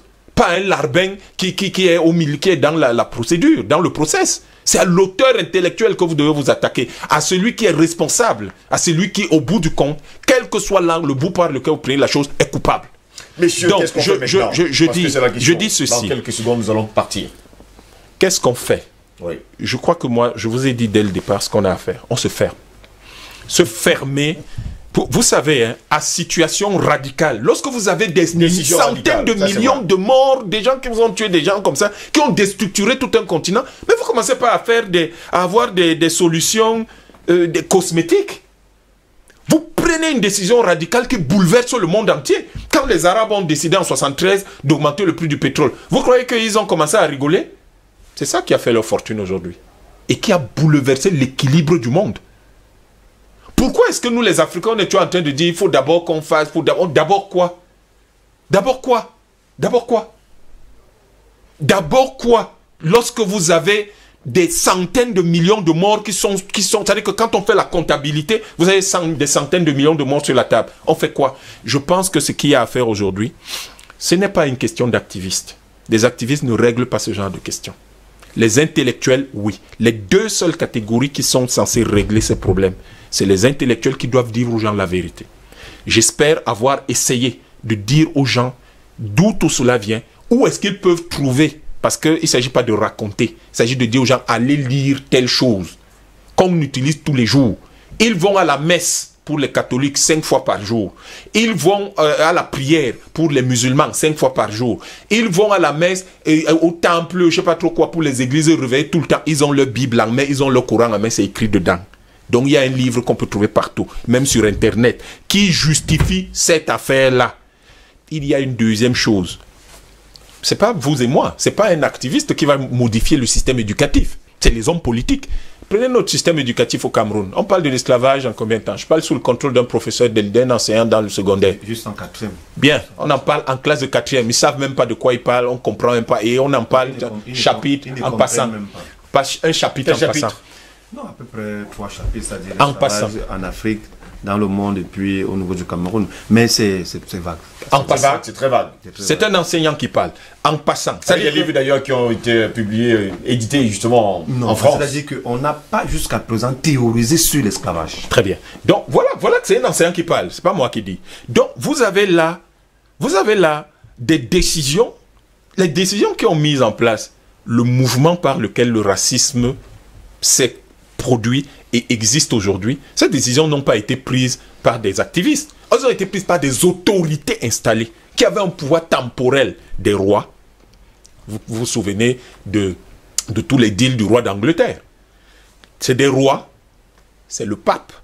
C'est pas des gens au quartier. C'est pas des types qui étaient fâchés. C'est des autorités installées qui avaient un pouvoir temporel et spirituel et qui ont fini.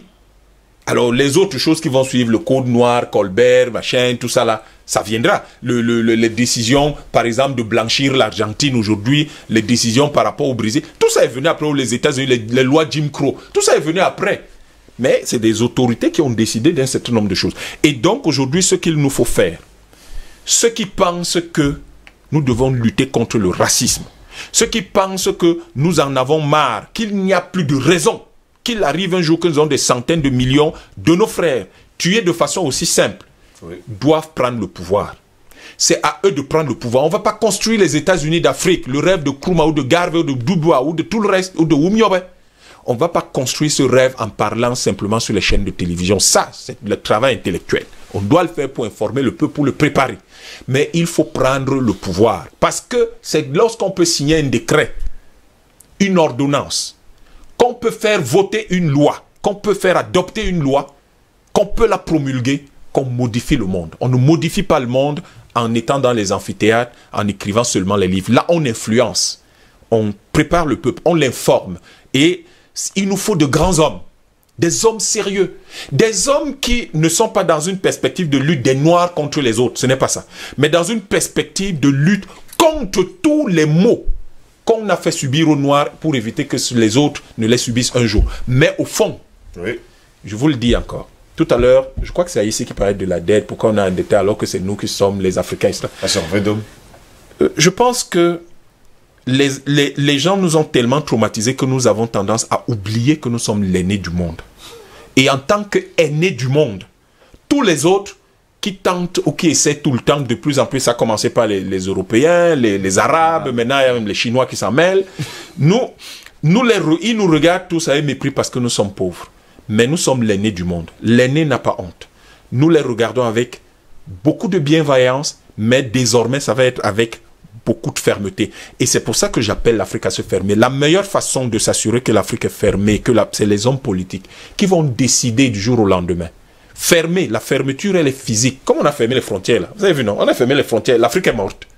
Le monde entier, par contre, souffre et attend rapidement que ces frontières soient fermées et tout le monde a décidé que les biens soient ouverts, mais les biens doivent circuler. Nous devons construire les États-Unis d'Afrique. Pardon, donnez-moi juste 30 secondes. Nous devons construire les États-Unis d'Afrique et en construisant les États-Unis, fermer l'exportation de nos matières premières, parce qu'il faut toucher là où ça fait mal, là où ça réorganise la géopolitique internationale. Décider que nos matières premières, les bourses, c'est ici, et que c'est nous qui disons quel est le prix. Ensuite, nous assurer que nos systèmes éducatifs sont désormais l'expression de notre vision du monde traditionnel. Et enfin, ça va choquer. Enfin décider que les religions importées n'auront plus de place ici. Parce que ne l'oubliez pas, chaque fois, un État ne peut pas fonctionner sans la religion. Parce que le meilleur contrôle que vous pouvez avoir sur un peuple, c'est la religion. Et l'État doit utiliser ça. Donc nos États vont décider que toutes les religions importées seront interdites parce que c'est elles qui véhiculent une certaine vision du monde. Et ne l'oubliez pas, le pape qui a signé l'encyclique, qui a organisé l'esclavage et donc donné lieu au racisme actuel, c'est fondé sur un chapitre du livre de la Bible, Genèse chapitre 9. Donc, si on a de telles références, il faut bien qu'on réfléchisse et qu'on sache d'où vient fondamentalement le problème.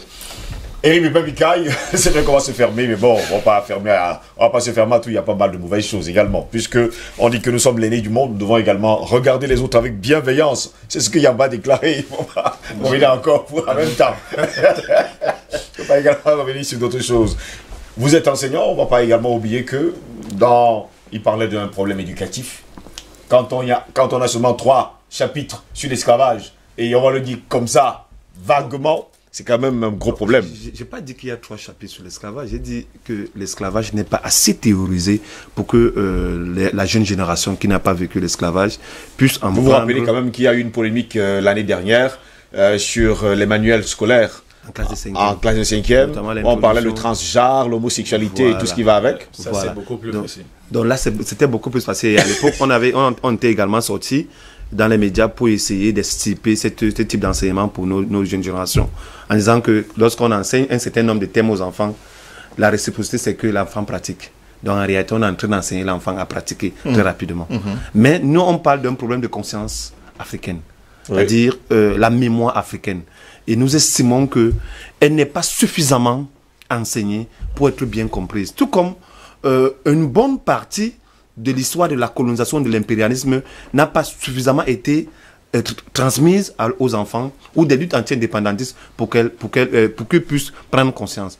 Et aujourd'hui, on hérite d'un monde hybride. Et les enfants ont plus tendance maintenant à se débarrasser du chapeau de la tradition et à imposer le chapeau du modernisme occidental.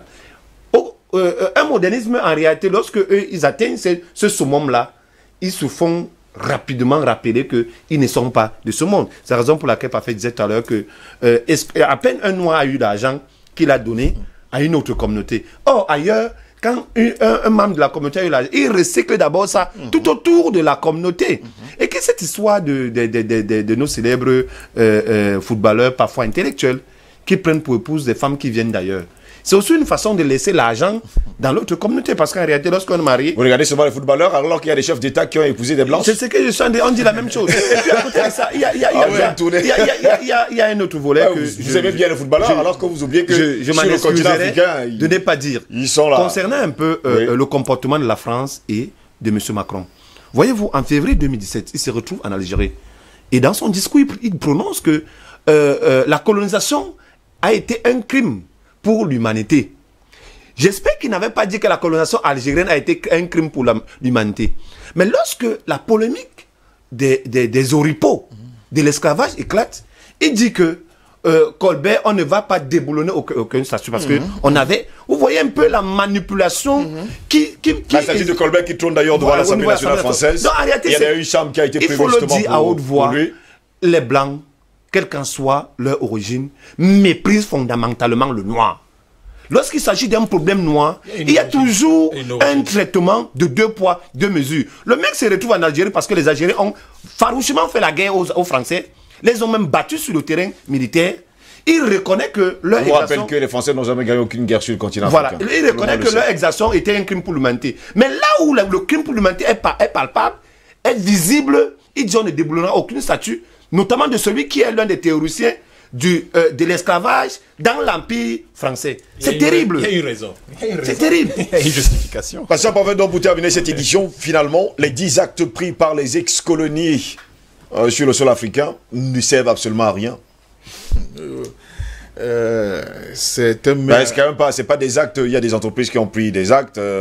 On parle également de Pays-Bas qui ont également pris un autre acte. Pierrot Lenoir. Bon, c'est pas vraiment des actes vraiment non, sur le plan symbolique, ce sont des faux mea culpa minima. Vous vous souvenez que c'est la CIA qui a quand même traqué et fait assassiner Che Guevara. Vous voyez... Bob Marley aussi. Non, je parle de Che Guevara. Vous voyez l'utilisation de la figure de Che Guevara, de son icône, de sa, n'est-ce pas, dans tous les effigies publicitaires aux États-Unis. Ça rapporte encore beaucoup d'argent pour ces mêmes gens-là qui ont financé cette guerre-là pour éliminer ce monsieur. Donc, je ne serais pas étonné que demain, Black Lives Matter soit encore un... On le transforme en comment dire ça? Ça a déjà été fait. En élément, voilà, en produit économique pour enrichir les gens justement qui entretiennent ce statu quo. Alors, tout à l'heure, mon frère, il me disait l'histoire des nègres. Moi, c'est sur le plan anthropologique.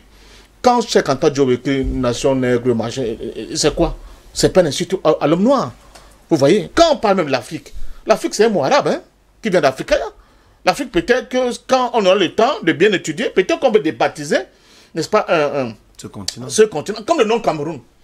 Je crois qu'un tôt ou tard, on sera amené à débaptiser le Cameroun. Ça veut rien dire. Parce que quand vous allez au Brésil, on vous dit, vous êtes de quelle nationalité? Vous dites, tu es Camerounais. Ils traduisent chez eux, ça fait, ils disent, donc c'est une crevette. Vous voyez comment ça sonne? Pour nous, on pense que tout ça... Non, il faudra bien qu'un jour, qu'on s'asseye pour régler tout ça. La question des Occidentaux, là, je vous dis, par exemple, pour nous qui sommes ici, et Yamla dit, ce ne sont pas les activistes, oui, mais les activistes, ils poussent. Ils poussent au réveil, et que le monstre qui est dans un sommeil comateux puisse se réveiller, pour que justement les politiques, les intellectuels se saisissent du problème. Donc je disais, pour...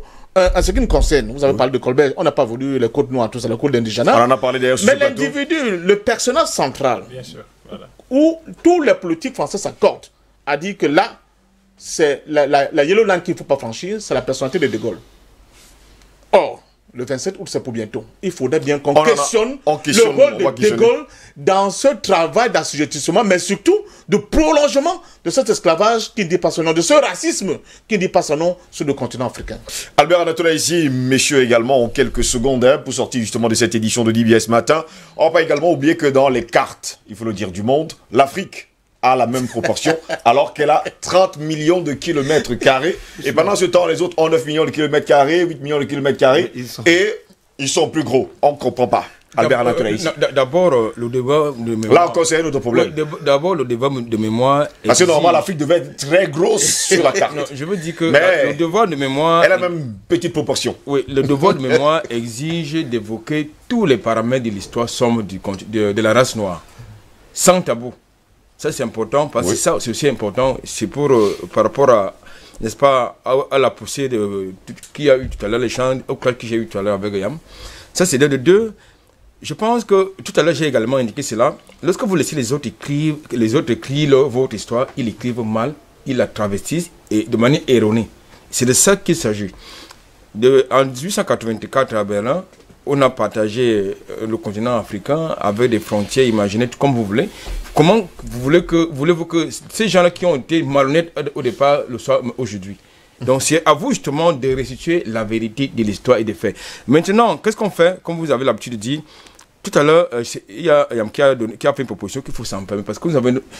Lorsque vous allez maintenant sur le marché... Tout le monde dit qu'il faut profiter lorsque votre épouse va maintenant sur le marché, elle peut facilement faire le marché avec 2000 francs. Or, avant, tout partait. La tomate est moins chère. Tout partait, tout était exporté. Oui, mais aujourd'hui, Il y a toujours un manque à gagner. Qui veulent que... difficile, Non, hein, qui c'est- veulent... c'est une- Attends, c'est relatif. C'est relatif. Non, je veux dire qui veut que... Non, c'est Non, difficile. je veux dire qu'aujourd'hui, il y a à manger au marché. Sur le plan économique, ce qu'il dit fait plus sens. Le problème, c'est que l'économie qu'on nous a apprise nous laisse croire que c'est quand vous exportez que vous gagnez de l'argent. C'est faux. Non, alors- C'est pas la bonne économie. Ce d'abord qu'il nourrir dit, la ce population qu'Anatole locale. ici dit, c'est ça la bonne économie. Sauf Vous que- produisez sauf pour que vous les nourrir. producteurs de tomates, eux, ils sont en train de souffrir, créer- de de souffrir. souffrir. Ouais, bon, D'accord.